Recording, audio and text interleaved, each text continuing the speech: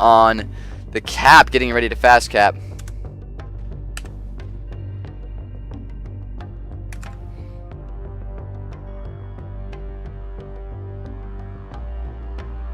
Alright, do they have audio now?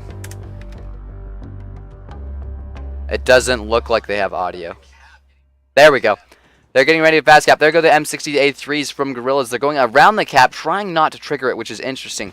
Now, the T-72 here from the 8th Canadian Hussars are taking a lot of damage from those snipers, and it looks like all of the TDs and AFBs from the 8th Canadians have engaged the TDs from Guerrillas, and they're going in a full fight right now. Beach Weasels is trying to get into the fight and run away from the T-72 Earls. We have the M60A3s looking like they're going to come around behind the T-72s. The problem there is the M60A3 is very slow and may not catch up. Go ahead. Yeah, that's that southern island. It looks like it's turning into quite. Oh, and we have some major losses down there, but the teams are still even. Yep, 2v2 each. And we can see that the M60A3 speed here is catching up to them. The T-72s are faster, and it looks like they're going to be able to get down there. We have some smoke popping off, but it's no good. It's such a short range. Each team has lost 3 tanks apiece, which is a significant losses, but it looks like 8th Canadian Hussars just lost one of their own, another tank, so they are down by 1. The Guerrillas have 1 more Fox than the enemy does now, and it's very, very easy for that Fox to get out of there as long as he doesn't get shotted. It looks like he's making a run for it and trying to get back into the cover of the M60A3s.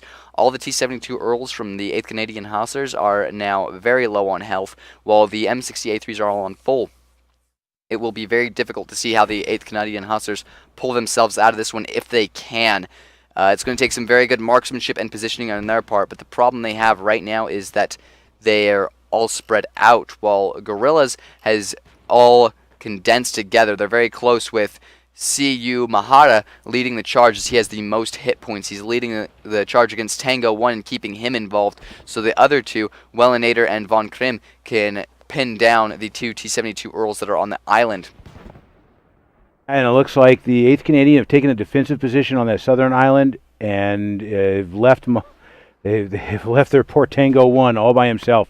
And there goes another one. We're down 2-4. This is going to be a really tough comeback for the 8th Canadian Hussars to pull this out. I think it's a little too late for the 8th Canadian now. They're going to get surrounded by those M60A3s, most of which are more than healthy enough to take on one lone T-72. The Guerrillas still have a Fox as well that could be used as a capping key if they wanted just to play the time game, but I think all the cards are in Guerrillas' hands now. Yeah, I think they are too, and I don't think you're going to... There we go. There it is, final shot. Well played, Von Krim there taking the last one. Very well played game there, very well executed by Guerrillas, pushing up through the north and coming around to surround. I did not think that would work due to the M60A3's immobility.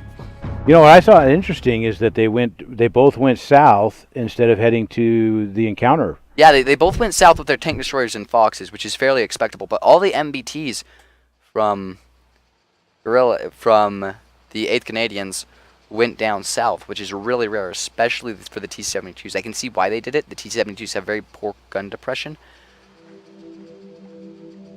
No, slow down a little. There you go. 8th Canadian Hussars just won. Oh, the 8th Canadian Hussars just lost. I just said that publicly to everybody, and in about 1 minute, everyone's going to be laughing at me. Yes. That's okay. Good job, Cerebius. Thank you. All right. ATHCH. Okay. And it looks like the teams are switching sides. Now, we're struggling to get the zoom to work in on the aerial view there. So it's... Hey, guys. Yeah. Sorry. Okay. You guys need to zoom in a bit sometimes.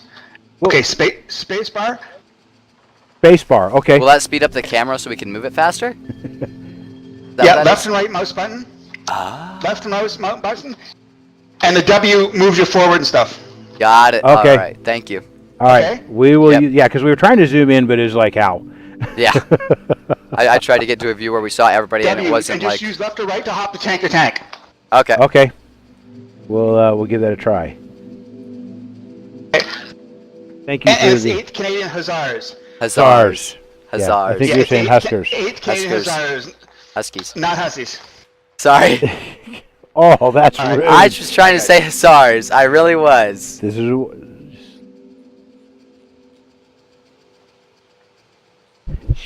Slow me down. Yeah. Okay. All right, bye. All right, thank you. Left your channel. Okay, so round one goes to Guerrillas. Well played. So that was really good, and we've now figured out a little bit on the map control. We've been given some direction there. So hopefully for the next match, we'll be able to see some fighting and actually get to see some of the real action there. Oh, that's my fault. For those following the tweet, 8th Canadian Hussars lost. And I'm the one who said that they won on the tweet. My apologies. Punishment of driving the starship later.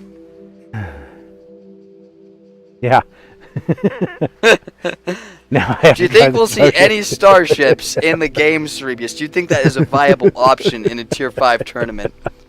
I just don't think anybody's going to bring them. Again, we're seeing the M6. Now we've got some switches going on. It looks like Guerrilla is bringing a Leo 1A5 into the mix instead And of Bagel Panzer, which is and the good. Bagel Panzer should be very interesting to see how that plays. And it looks like so far the 8th Canadian Hussars have held the line and are staying true to their original format. There's nothing wrong with that, especially I think it's No. a more solid strategy due to the fact that they know how everybody is playing. It could have been just jitters in that first match where they were trying to get their synergy together, understand their team play. It's very easy. We've seen it in earlier games where the first few games are played a little poorly on one side due to jitters. And I think that might be what we've seen. The 8th Canadian Hussars may very well make a comeback. I think they will. You know, they're a solid battalion. They've been together for a long time. They've come from World of Tanks to here, so there's a lot of playtime together. Maybe it was just a miscue on communication or something. I'm not sure exactly what it was, but it should work out really well. And the I think we'll see a really good match again. The interesting thing about them being a Bagel Panzer 57, one of my favorite tanks actually, it has an 8-round magazine and a missile launcher. It is a little sluggish though, and the Leo 1A5 doesn't have armor, but it does have mobility, which is interesting to see. Yeah, it'll be very interesting to see because it is far more mobile than the M60A3. Indeed, and if it can get it in a hold down position, the turret gun mantlet is actually very, very bouncy, and it has a very accurate sniping gun, which most of the German tanks do have. So some interesting changes going on for Guerrilla. He's going to change up the dynamics of the game. We got the 8th Canadian Hussars holding their format, so they think they've got it, and we should figure it out. Indeed, and it looks like we're seeing the same Ariete, T-72s, and a Fox, driven by Wook 44, who did a phenomenal job last game spotting in the initial setup. Did. So we're about to roll in. There's 2 and 1, and here we go. There's the launch.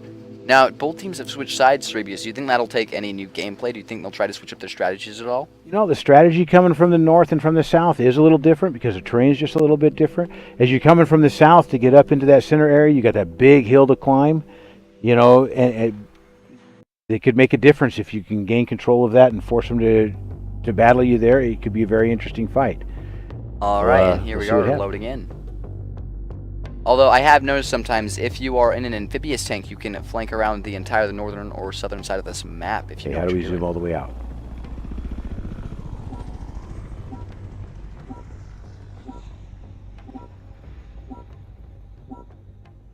Okay. Spacebar goes up. Click, right click. Okay. That'll move us through the tanks. Alright. All right, here we can see the beautiful tanks lined up on both sides of the team, looking ready to go, and no rust or, in this case, barnacles on the tanks that could have slowed them down or made them immobile. Good job to both teams keeping their tanks in immaculate condition for this fight. Yeah. And it looks like we are heading...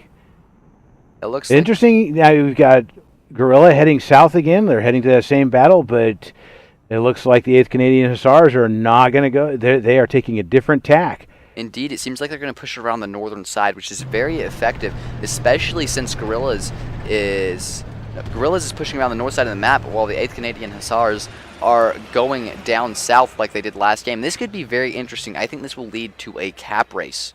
What do you think, Cerebius? It could. It could very well lead to a cap race. Nobody's going to the cap circle. I would have thought we would have had somebody jumping to the cap circle by now, but no such luck at that point. It looks like the 8th Canadian Hussars are setting up an ambush around the F3, F4 area with their tank destroyers and their Fox out in the middle cap scouting. But what they don't know is they don't know that there are no tanks down there at all, and they could have a very big surprise coming up behind them. They could, but yeah, the 8th Canadian has taken up their defensive position. They are now where they want to be, and they are waiting. And we see no laggers from Guerrillas, which is very good. It bespeaks a lot about a team to make sure that nobody is lagging behind.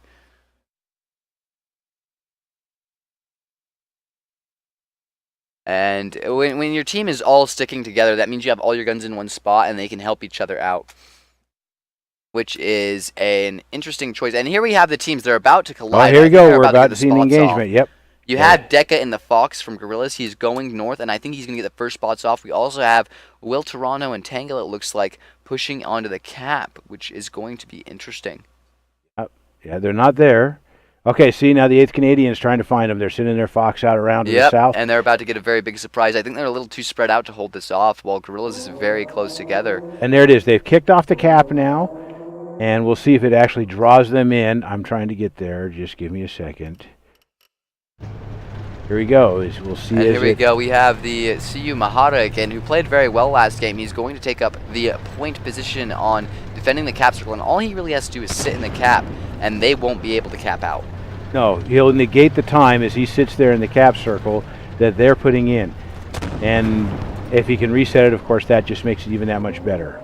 Right, now the problem they have is the T-72s are in a bad position because they can't fight in an uphill position very well due to the fact that they have poor gun depression and poor lower plate armor. Yeah, so now they're kind of in a bad position to get into the cap circle, and it looks like that Guerrilla has completely taken control of the cap circle away from the 8th Canadian Hussars.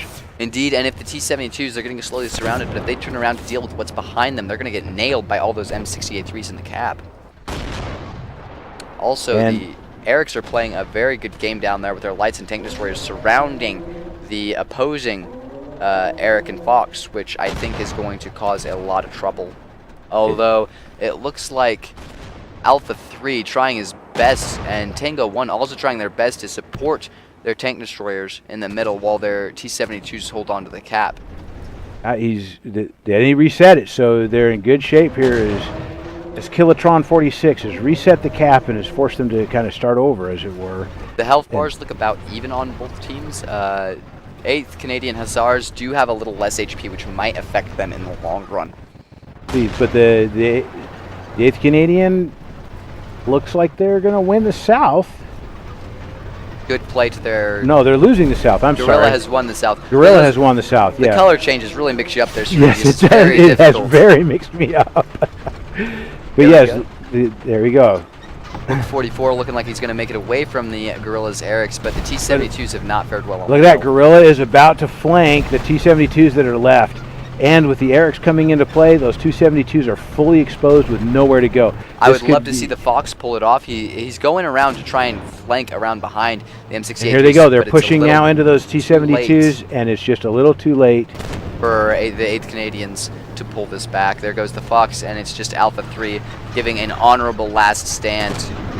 As he continues to fight to the bitter end, congratulations. Well played both games. And we have another win for Guerrilla.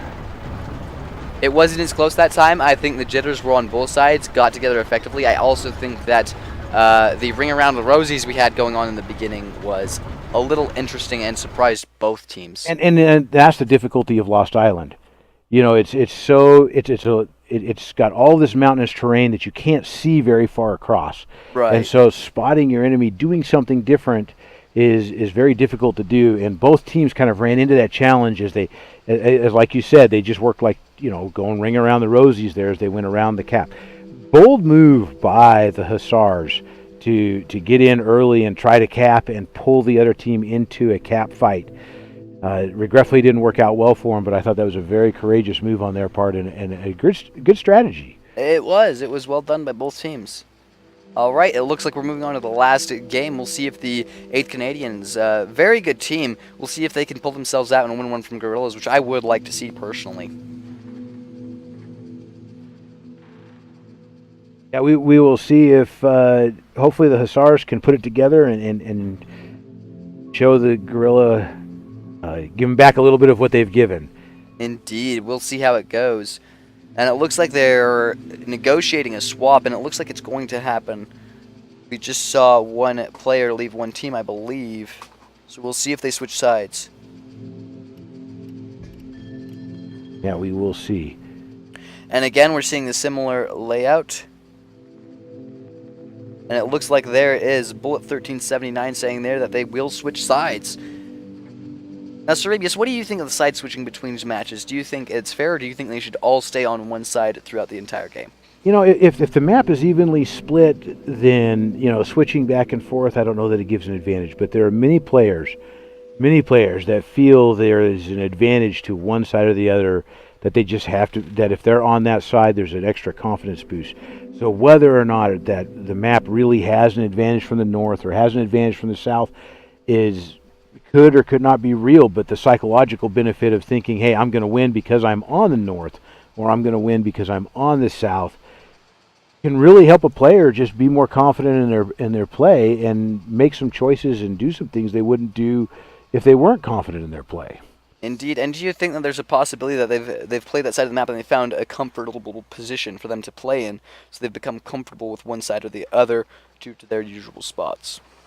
That could be. It could be. You know, there are lots of players. Matter of fact, you're one of them. I've been on many maps with you where you said, "Great, I'm going to go to my favorite rock." You know, so you know exactly where you're going to go on that map, and you're going to go there, and you're ready to do battle.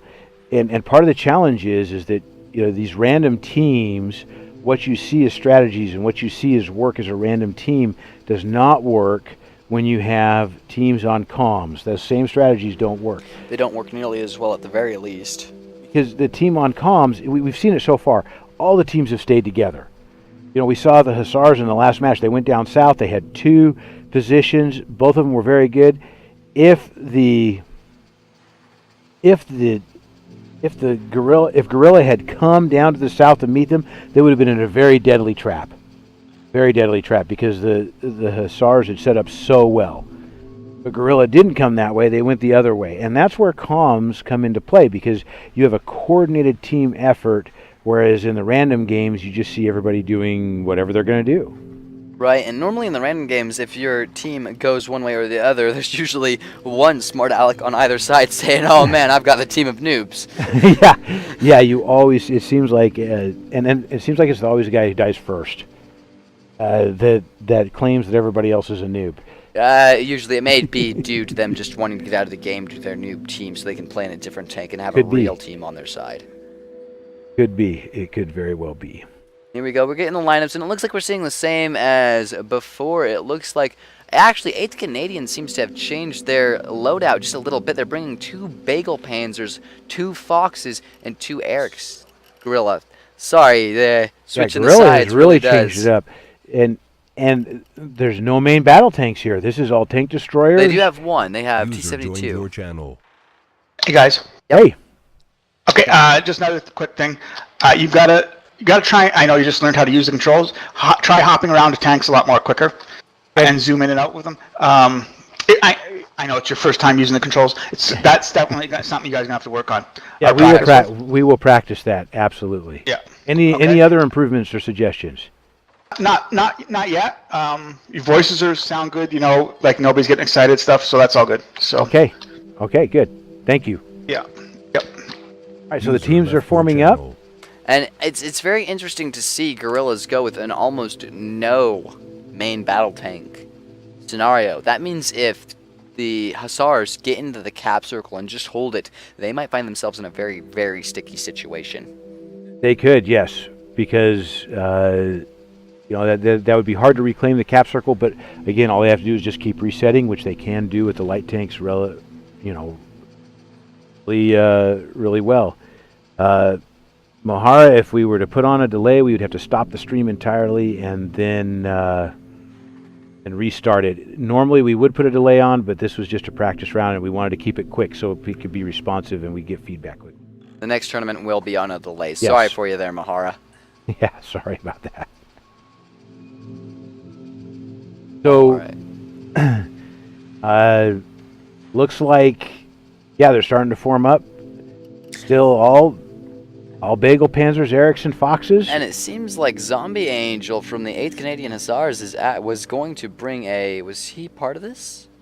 No, I think Zombie Angel jumped in on his own. And Okay, because he was going to bring a Mark 6, and that would have been very interesting to see, as they are not allowed in the next tournament. And this is supposed to be a match simulating a tournament. This is a scrimmage between two teams practicing for it. Yeah. Guerrillas So- also holding themselves very highly in the last tournament. They played very well and I think placed in the top 4. Yeah, they did. No, Gorilla. Yeah, they did place in the top 4. They were up there. Well, didn't Gorilla have 2 teams in? I think there were, but one of them did get eliminated due to Guerrillas having to fight each other in one of the matches. Right. So yeah, I don't know which Gorilla team this is. It could be a mixed match of both. They are both the same battalion. It's very possible. Yeah, I can't imagine the internal politics of that difficult choice of, wait, we have to fight each other. But I suppose You have to wonder. I mean, it could have been a battalion decision to send the better team on in one of 2 ways. Whoever won the fight or whoever had been previously decided as the best team. What do you think? Yeah, it could have gone either way. Very easily could have gone either way. There's a way to change that timeout. I don't believe there is, Cerebius. It likes to switch to the beautiful Abbott you have there in the background. Yeah. You like the Abbott there? Yes. We'll call it the turtle tank. Here, we'll switch it over to. Oh, Yeah, I'm switch it already. over. You're ready. I'm ready, then I'm not going to unready. Yeah, so don't cause trouble for the competitors there. Okay. Oh no.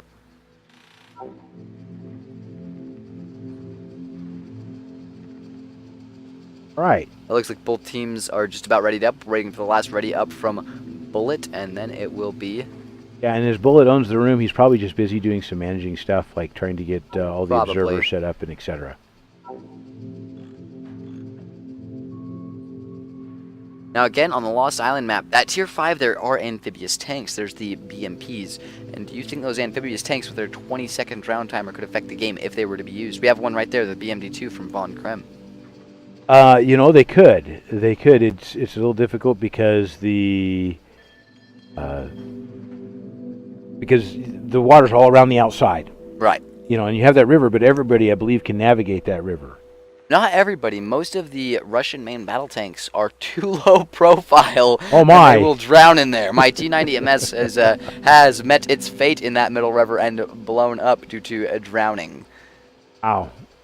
That would be just a little bit on the frustrating side. That is an advantage the taller American and British tanks do have over the Russian ones on this map, is that they don't have to worry about drowning. Yeah. So it looks like we've got everything readied up, and we're getting ready to go into the match. I'm still waiting to see the 1-minute countdown begin. Oh, it seems like it's just about to start. Both teams look to be ready, and the 1-minute counter has started. There it is, and there's the 1-minute counter.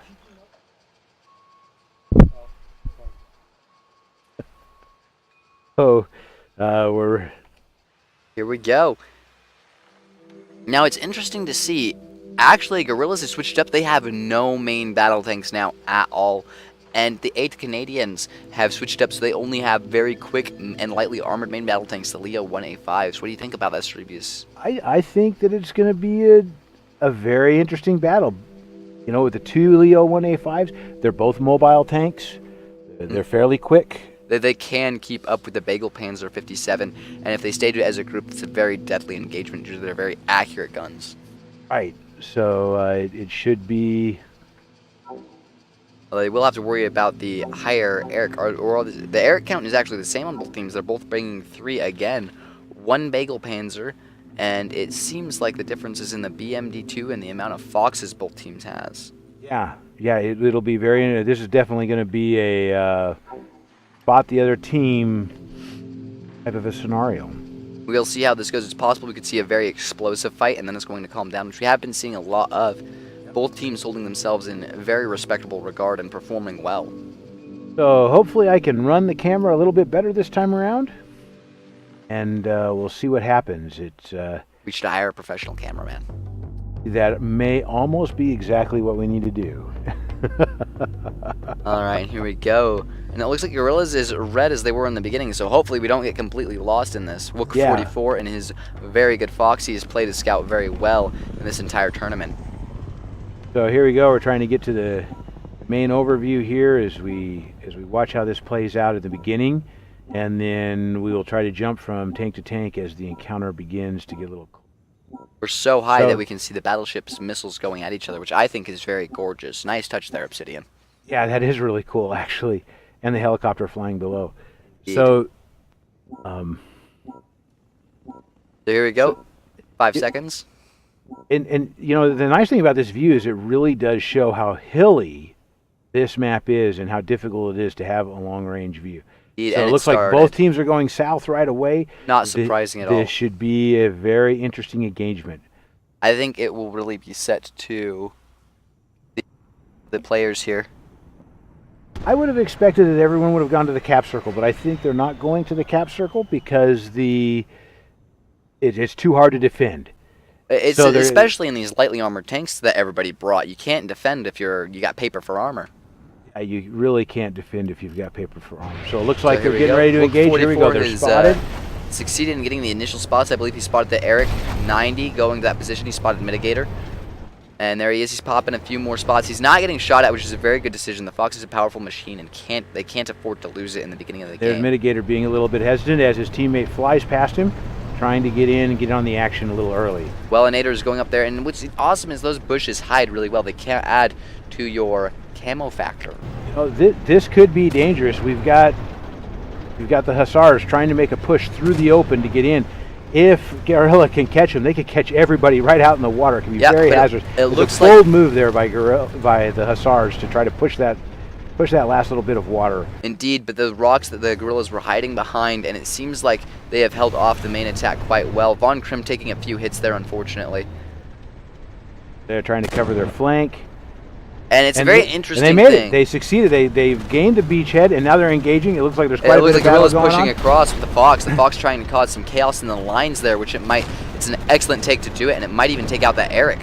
Yeah, it is. Oh man, Here comes the rest of the Guerrillas. Exciting. And here come the rest of the Guerrillas. They're now pushing their position, and it looks like this could be there goes the Fox. There goes the Fox, and wow, that just Guerrilla has just completely turned this into a blitzkrieg, which is a very good strategy for them. Yeah, they have just totally owned it. And wow, wow, that was impressive. An impressive play by the Guerrillas to just take advantage of that position, the weak position there of the Hussars, and push around the edge. Indeed, there's only one of the 8th Canadians left, and they are putting up a valiant fight as they go down. They may take 1 or 2 vehicles with them if they are lucky. But there it is, and no Bullet cigar. Doing the best he can to fight, cannot hold them all off, and has succumbed to just the overwhelming numbers. What another excellent match. That was just really fast. You know, it was interesting to see how the Guerrillas just took total overwhelmed that beachhead that the Hussars had taken. I thought they had made it. I thought the Hussars had actually gotten into a secure position, but Guerrilla proved me totally wrong and just overwhelmed that. It was great play on their part. It's what they needed to do, and it was a very well thought match on both sides. And that is the end of the games tonight. Wonderful play by both Guerrillas and the 8th Canadian Hussars. Thank you, everyone, for watching. We appreciate your support. Tips, suggestions, ideas we would love to have, and we'll see you guys at the next one.